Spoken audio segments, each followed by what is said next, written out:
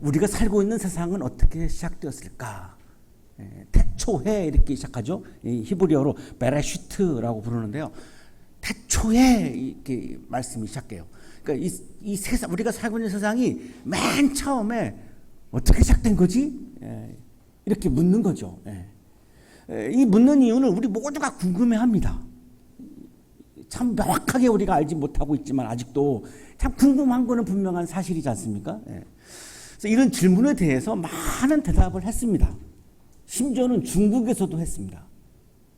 반고신화도 이 세계의 기원을 설명을 합니다. 태고 시대에 큰 별이 있었고 거대한 거인 반고가 있었는데 이 반고라는 사람이 별을 두 개로 쪼갭니다. 가벼운 거는 올라가 가지고 하늘이 되고 무거운 거는 아래에 남아서 땅이 됩니다.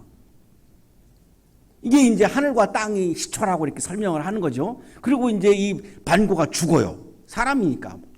죽으니까 이 시신이 해달별 산강숲으로 변해요.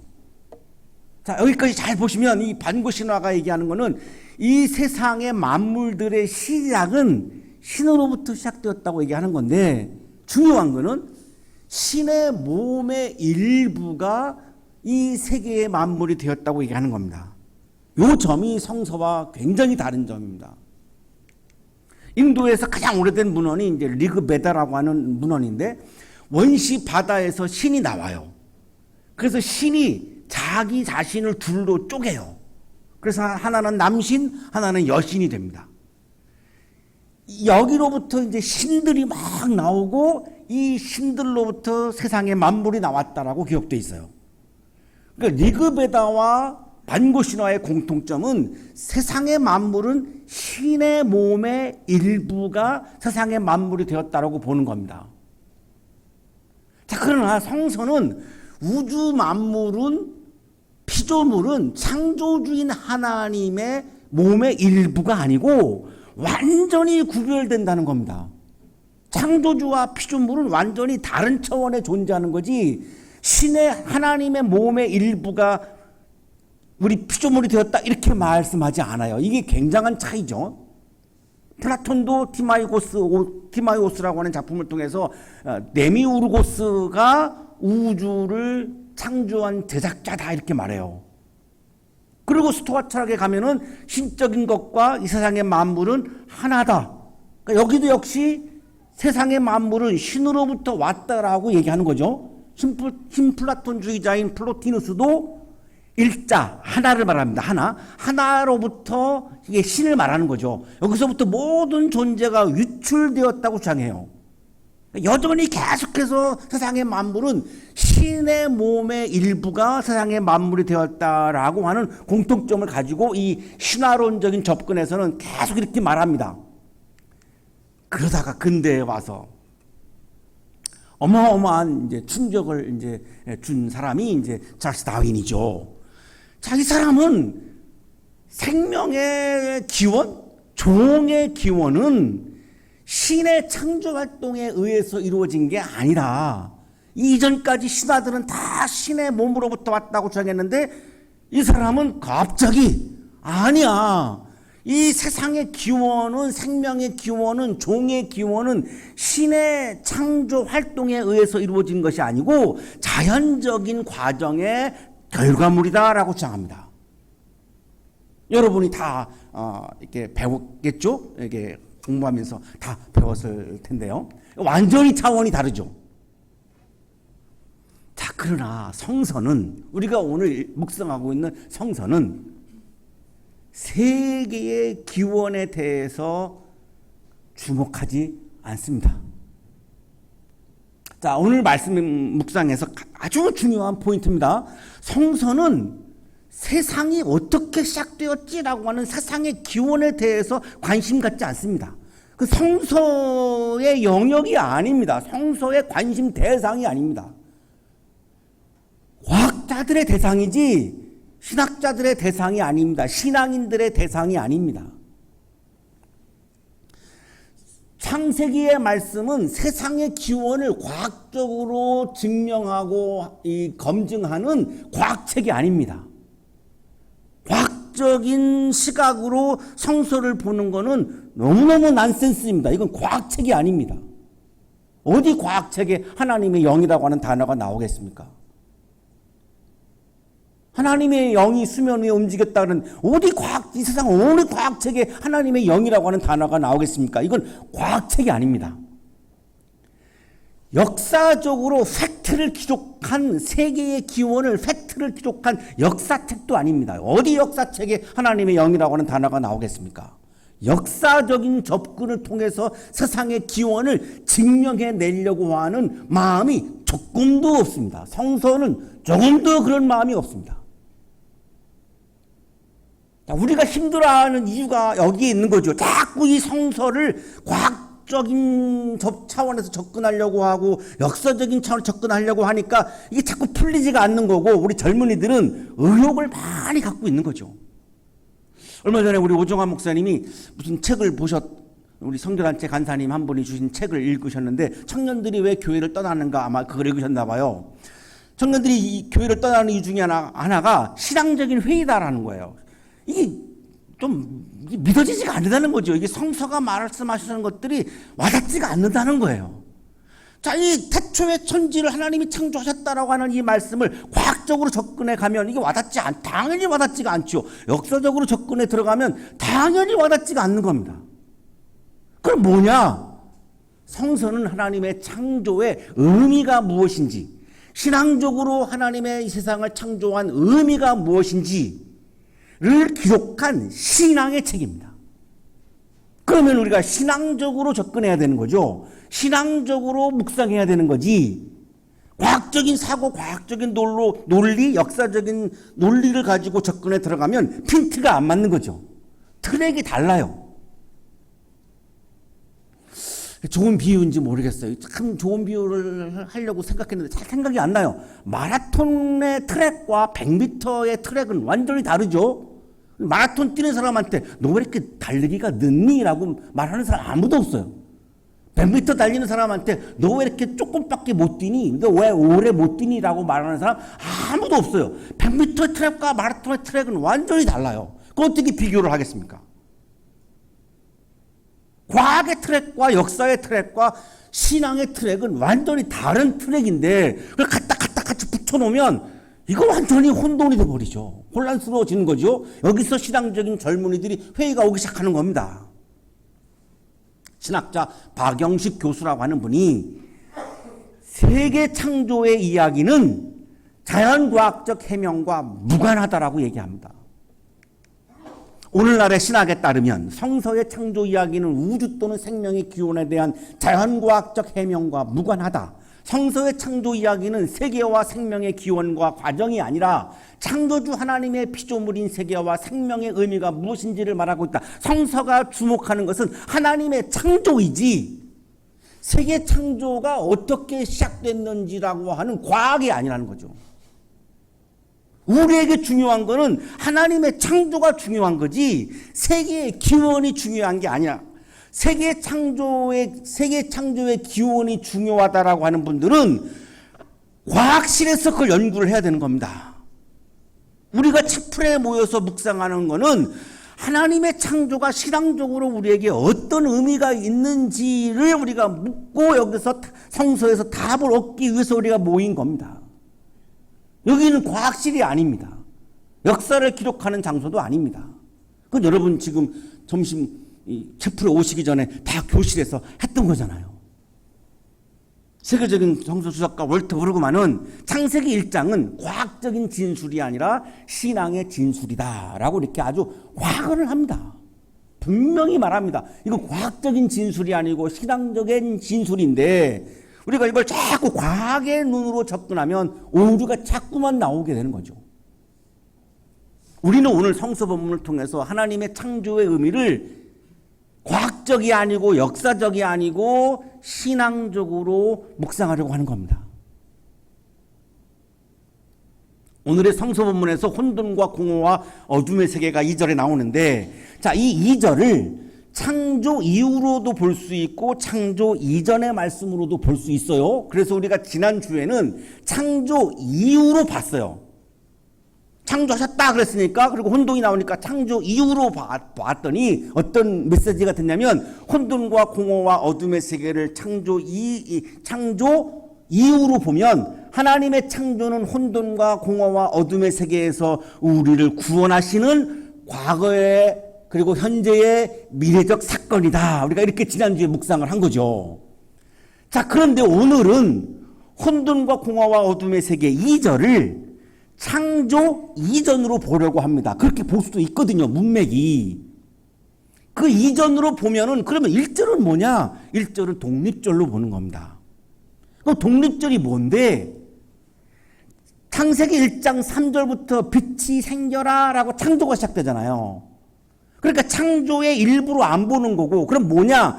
창세기 1장, 2장 4절까지 창조에 대한 말씀이 쭉 나오는데 그거에 대한 제목으로 보는 겁니다. 창조에 관한 말씀의 전체적인 제목으로 보는 거죠. 그리고 3절에서 빛이 생겨라라고 하잖아요. 그럼 2절은 뭐죠? 창조 이전이잖아요. 그럼 창조 이전은 어땠는데? 혼돈과 공허와 어둠의 세계였다.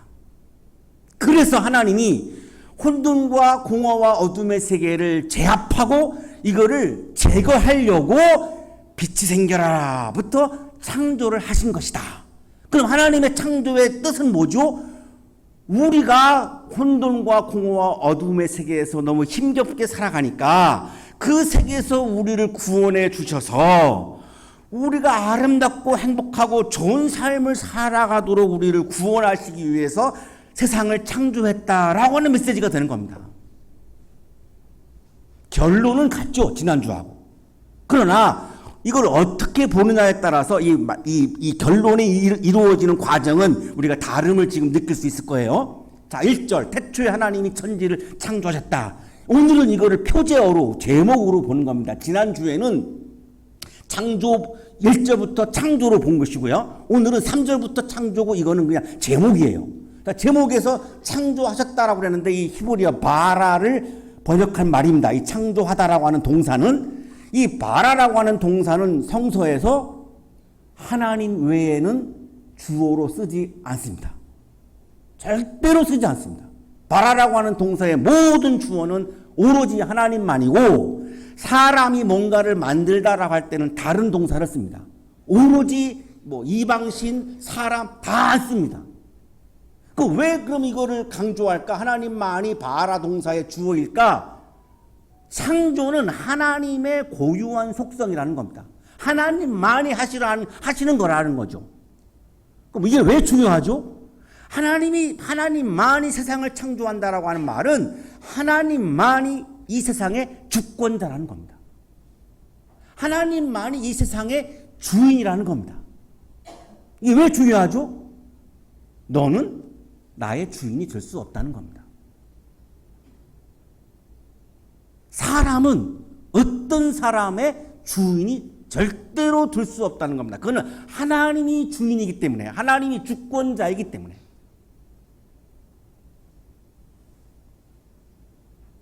여러분이 좋아하는 대중가요 중에 많은 곡을 작사 작곡하는 분 중에 JYP 박진영 씨가 있는데, 이분이 1년 저작권료가 13억입니다. 왜 그렇게 많은 돈을 주죠? 노래방에서 한 번 불러도 거기 저작권료를 그분에게 드립니다.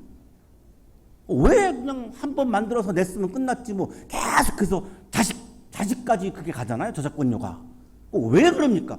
그 사람이 만들었으니까, 그분이 주인이어서 그래요. 그 노래의 주인이 그분이에요. 왜 주인이에요? 만들었거든요, 그 사람이. 만든 사람이 주인이지 않겠습니까? 그러면 저를 누가 만들었나요? 하나님이 만들었다는 거예요. 바라라고 하는 이 동사의 의미는, 그러니까 하나님이 나의 주인이니까 제 아내는 저의 주인을 할 수 없는 거예요. 강 교수님이 왜 아멘 하시겠어요? 집에서 그걸 경험하고 계시는 거예요. 자꾸 이 사모님이 이 강 교수님의 주인을 하려고 하는 거예요. 많은 부인들이 이거 오해하고 있어요. 왜 다른 사람의 주인을 하려고 그래요? 안 돼요. 마라가 아닌데? 메이커는 뭐 있을 수 있겠지만 바라는 안 됩니다. 모든 사람이 안 됩니다. 내가 누군가를 지배하는 것은 창조 질서를 허무는 일입니다. 여러분 창조 질서라는 말 많이 들어보셨을 거예요. 창조 질서를 무너뜨리는 것은 핵심이 뭐냐면 내가 누군가를 지배하려고 하는 게 창조 질서를 허무는 거예요. 아쉽게도 제 와이프는 주일 예배는 여기에 오는데 채플에 안 와서 이걸 누가 좀 전해줬으면 좋겠어요. 또 이게 또 쫀쫀하게 제가 또 이거를 막 설명할 수는 없잖아요. 집에 가서. 바라는 창조는 하나님만이 하신다라고 하는 거는 하나님만이 이 세상의 주인이라는 거예요. 이 말은 누구도 주인이 될 수 없다는 거예요. 이거를 왜 강조할까요? 지난 시간에 우리가 묵상했잖아요. 창세기 1장이 기록된 거는 기원전 500년경인데 이때 역사적인 상황은 바벨로니아 포로 때예요. 바벨로니아 포로로 히브리인들이 끌려가가지고 유프라데스 강가에서 쇠고랑 찬채로 강제 노역을 하면서 막 노래를 불렀잖아요. 그 노래가 히브리 노예들의 합창이에요.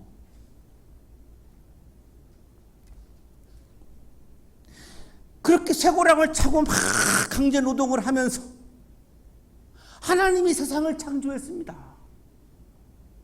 하나님이 우리의 주인인데 왜 바벨로니아 왕 나붓고 느부갓네살이 왜 우리의 주인이라고 주장하나요?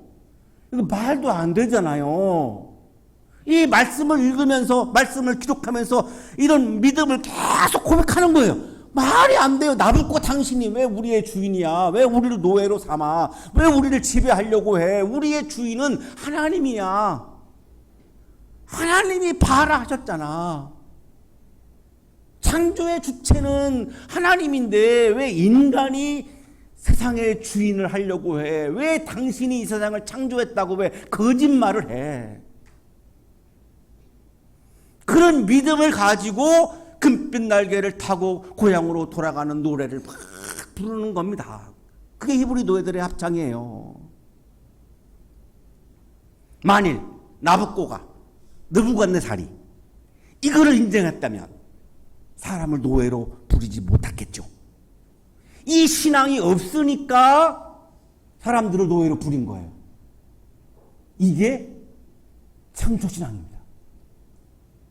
하나님이 온 세상을 지으신 하나님만이 주권자이고 세상의 주인임을 고백한다면 이게 창조신앙입니다. 이걸 고백한다면 사람이 사람을 지배할 수는 없는 거죠.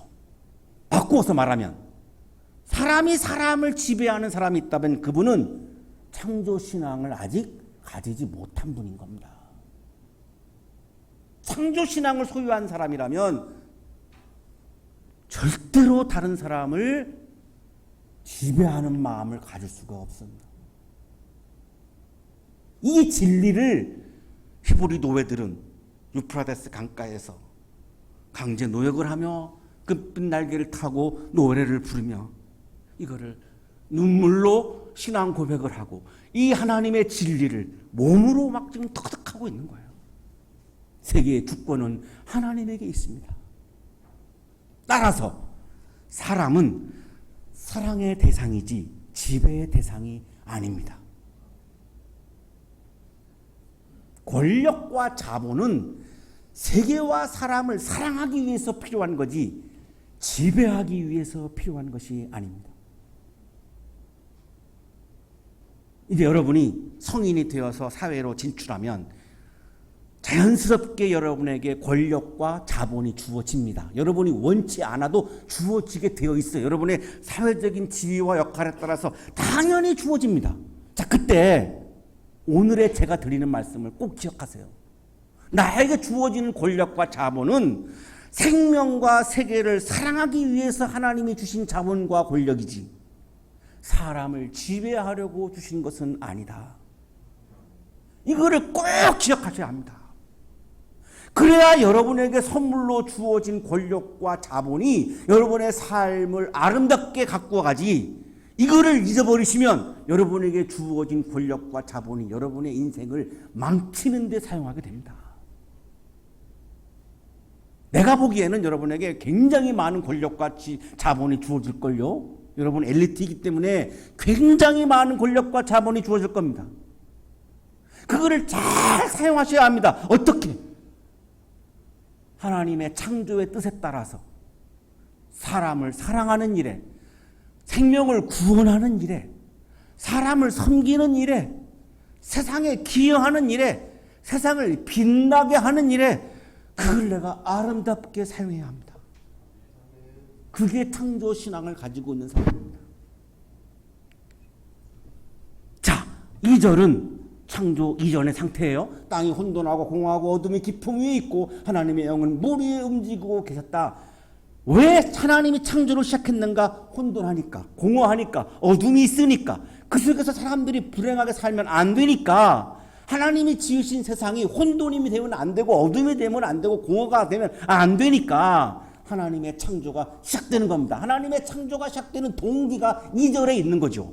자, 혼돈은 히브리어 토후를 번역한 말인데 사막을 말합니다. 공허는 히브리어 보후를 옮긴 말인데 황무지를 말하고 어둠은 호세크인데 무질서를 말합니다. 하나님이 온 세상을 지었다라고 하는 게 하나님의 창조 질서인데 나부코가 느부갓네살이 히브리인들을 노예로 지배했어요. 이게 뭐예요? 무질서인 겁니다. 질서를 깬 거죠. 창조 질서를 깬 거고 세계의 질서를 깬 거고 하나님의 질서를 깬 거예요. 그러니까 무질서에서 지금 노예로 힘겹게 숨쉬며 노력하며 강제 노력하며 살아가는 거예요. 하나님이 이거를 보고 계실 수가 없는 거죠. 도저히 이거를 그냥 놔둘 수가 없는 거죠. 그래서 우리 모든 인간이 아름다운 세상, 좋은 세상에서 하나님 보시기에 좋은 모습으로 살게 하려고 하는 게 하나님의 마음이기 때문에 세상을 창조하기 시작합니다. 그래서 창조는 구원이다. 지난 시간에 묵상했습니다. 창조는 그래서 구원인 거죠. 구원을 위해서 창조한 겁니다. 하나님의 영이 물 위에 막 움직이고 계시는데요.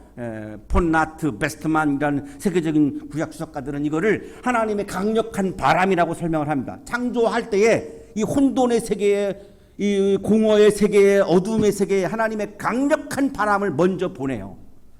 왜요? 이 바람이 혼돈을 걷어내기 위한 겁니다. 어둠을 걷어내기 위한 거죠. 자, 그리고 드디어 하나님의 창조가 시작됩니다. 3절, 하나님의 창조가 드디어 시작됩니다. 하나님이 말씀하시기를, 말씀으로 창조를 시작하는 거죠. 말씀으로. 어떤 재료를 가지고 하는 게 아닙니다. 말씀을 가지고 하는 겁니다. 말씀으로. 빛이 생겨라. 어마어마한 감동적인 순간이죠. 왜? 하나님의 첫 작품이 시작되는 이 시간이거든요. 빛이 생겨라.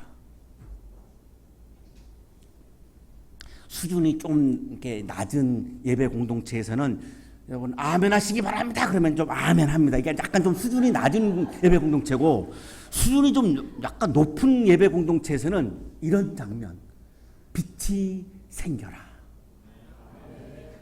수준이 갑자기 올라갔네요. 한 학기 동안 여러분 채플에 참여하시면 여러분의 지성과 영성의 수준이 반드시 올라갑니다. 지금 1초 사이에 올라간 거 경험하셨죠? 이 얼마나 감동인가요? 예수님의 하나님의 첫 작품이에요. 빛이 생겨라. 그냥 한 방에 혼돈, 우리를 힘들게 하는 혼돈과 공허와 어둠을 한 방에 날려버리는 장면입니다. 그냥 한마디로, 한 말씀으로 빛이 생겨라 하시니까 빛이 생겼다. 그냥 빛이 생겼어요. 뭐 복잡한 과정도 없어요. 하나님 너무 멋진 분이에요. 뭐 복잡하게 막 만들지 않아요. 그냥 한마디에 빛이 생겨라 하니까 빛이 그냥 생겼어요. 빛이 생기니까 어떻게 돼요? 혼돈이 물러갈 수밖에, 공허가 물러갈 수밖에, 어둠이 물러갈 수밖에. 그래서 모든 인간을 혼돈과 공허와 어둠이 아닌 무질서의 세계가 아닌 아름다운 질서의 세계 안에서 하나님 보시기에 좋은 모습으로 복되고 행복하게 살게 세상을 지어 놓으신 거예요. 우리가 거기서 살라고. 그리고 빛을 보시니까 하나님이 어땠느냐? 좋았어요. 토부, 히브리어로 토부인데요. It is good. 예, good. 좋아. 너무 좋아. 혼돈과 공허와 어둠은 난 싫어. 싫어, 싫어, 싫어. 나는 빛이 좋아. 이 하나님의 그런 마음이에요. 나는 빛이 좋아. 구약성서에서 빛은 생명과 구원을 의미합니다. 하나님의 관심은 혼돈과 공허와 어둠의 세계에서 우리의 생명을 구원하시는 게 하나님의 마음이에요. 그러면 내가 하나님의 뜻에 따라 살아가는 건 어떤 거죠? 혼돈에서 사는 게 아니라, 공허에서 사는 게 아니라, 어둠에서 세계에서 살아가는 게 아니라 빛이 비치는 구원의 세계에서 내가 살아가는 것이 하나님의 창조의 뜻을 받아들이는 사람입니다. 여러분 중에 아직도 혼돈의 세계에서 살아가는 분들이 있어요. 내 인생은 왜 이렇게 황량하지? 쓸쓸하지? 공허의 세계에서 살아가는 분들이 있어요. 여러분의 표정을 보면 왜 나는 이렇게 황무지 같은 인생을 살아야 하지? 어둠의 세계에서 살아가는 분들이 있어요. 아직 질서가 잡히지 않고 삶의 스케줄도 그냥 질서가 없고 무질서한 삶을 살아가는 분들이 있단 말이에요. 그거는 하나님이 원하는 삶이 아니고 환한 빛이 비치는 빛의 세계에서 아름답게 살기를 원하시는 게 우리를 향한 하나님의 마음이에요. 그래서 요한복음 기자가 이렇게 말씀하죠. 어둠이 빛을 이길 수 없다. 어둠이 빛을 이길 수 없어요. 창세기 1장은 세계 창조 이야기를 통해서 우리에게 겉만 보지 말고 주저앉지 말라고 외칩니다. 현상만 보지 말고 뿌리를 보라는 거예요. 지금 나의 삶이 어둠 속에 있죠?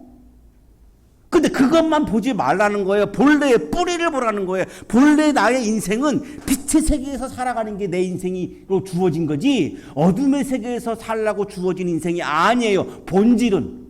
오리지널은 그게 아니에요. 지금 순간적인 현상이 그럴 수는 있어요. 여러분이 지금도 어둠의 세계에서 살 수 있죠.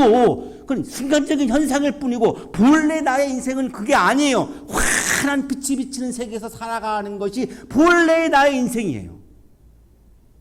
빛으로 아침을 여는 하나님의 창조와 구원을 보라는 거예요. 어둠만 보면서 무너지지 말라는 거예요. 주저앉지 말라는 거예요. 포기하지 말라는 거예요. 빛을 바라보면서 하나님이 나에게 비추어 주시는 빛을 바라보면서 일어나라는 거예요. 깨어나라는 거예요. 걸어가라는 거예요. 달려가라는 거예요. 한 학기 동안 계속 어둠 속에서 살면 이 학기는 우리에게 무의미한 학기가 돼버려요. 성장도 없고 아무런 의미가 없어요. 그 어둠에서 빠져나와서 동굴에서 빠져나와서 동굴 속에는 빛이 없어요. 이게 플라톤이 말한 동굴의 비유잖아요. 그림자만 있잖아요. 그림자만. 동굴에서 나와서 어둠의 동굴에서 나와서 빛이 비치는 하나님의 주시는 구원의 빛을 바라보면서 혼돈과 공허와 어둠에서 구원되어지는 하나님의 사건을 경험하기 위해서 오늘 우리가 이 자리에 온 거예요.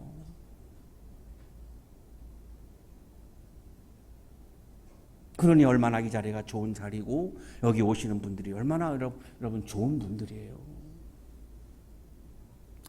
우리 오늘 점심 대접해 주시는 교수님이 우리 오수경 교수님인데 퇴임하신 분이에요. 더 있고 싶은데 학교에서 떠나라 그래가지고 퇴임하셨어요. 나이가 되면요 그냥 퇴임하라고 하거든요. 그런데요 오늘 오셨어요. 왜? 여러분 식사 대접하려고. 이거를 토부라고 하는 거예요. 이게 하나님 보시기에 좋은 거예요. 어디 이런 일이 어디 있어? 채플의 자리에만 있는 거예요. 이게 어둠이 아닌 빛이 비치는 세계인 거예요. 이거를 경험하기 위해서 우리가 채플의 자리에 나오는 거예요. 환한 빛이 비치는 하나님의 구원의 빛을 경험하는 가을의 학기 채플의 자리가 되시기를 간절히 축원합니다. 주님, 우리에게 환한 빛을 비춰주셔서 감사합니다. 빛의 세계로 우리를 구원해 주셔서 감사합니다. 그러나 자꾸만 나의 시선이 어둠을 향해서 가는 것을 고백합니다. 우리의 시선을 돌려 나에게 비춰주시는 구원의 빛을 바라보며 말씀의 자리에, 기도의 자리에, 찬양의 자리에, 우리의 삶의 자리를 향해서 용감하게 일어나서 달려가는, 걸어가는 창조신앙의 소유자로 살아가게 하여 주옵소서. 나에게 아무리 어렵고 힘든 일이 다가온다 할지라도 하나님이 언제나 나에게 구원의 빛을 비춰주시는 것을 믿고 나에게 비춰주시는 구원의 빛을 바라보며 오늘도 묵묵히 하나님의 나라를 향하여 힘차게 걸어가게 하여 주옵소서. 예수 그리스도의 이름으로 기도하옵나이다.